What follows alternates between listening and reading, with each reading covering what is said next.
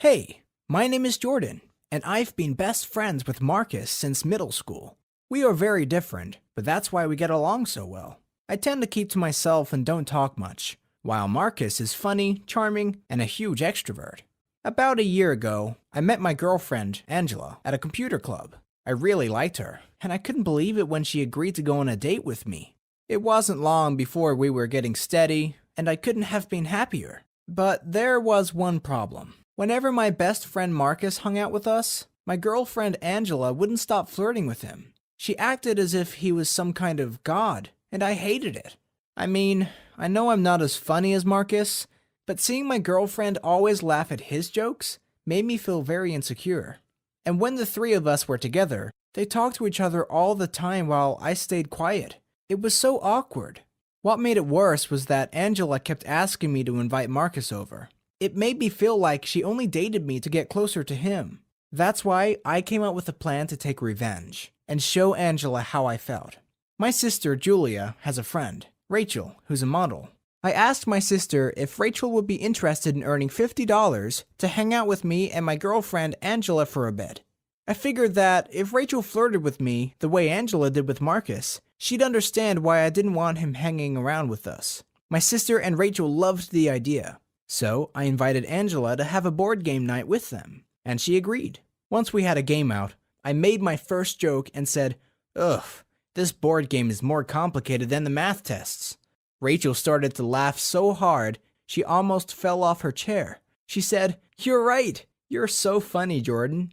My girlfriend Angela wasn't laughing though. She already looked annoyed, which meant that my plan was working. After a bit, I said, "This game's alright, but why don't we play beer pong?"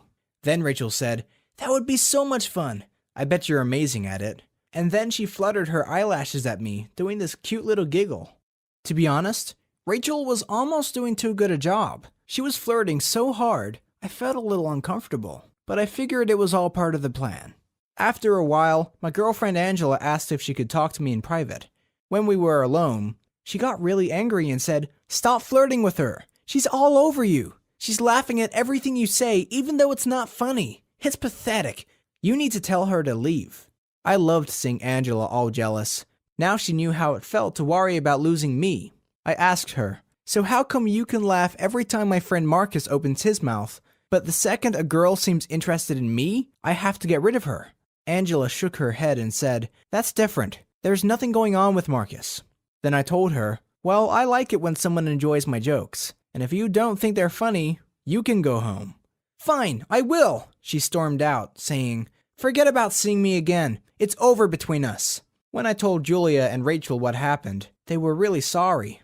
But then Rachel had an idea. "Why don't we pretend we're a couple?" she suggested. "We can put up photos of us together on Instagram. I bet it'll make Angela even more jealous." So we started a fomance, and you never believe what happened. Angela came up to me at the computer club and begged me to get back with her. She even apologized for flirting with Marcus and said breaking up with me had been a huge mistake. I was tempted, but in the end, I decided to stay single.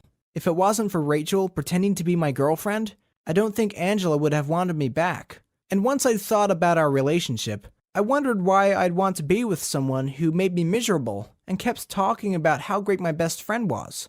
Did you know she used to complain I was too short and told me to go to the gym because she was embarrassed by how I looked? Dating Angela was a mistake, but that's okay. I learned from my experience and won't date someone like her again. Some things she said made sense though. She was right, my social skills weren't great. So I got a part-time sales job, which forced me to learn how to talk to people. I feel like breaking up with Angela made me grow up a bit. Anyways, thank you for listening, and if you enjoyed watching this animated story, then please subscribe to this channel.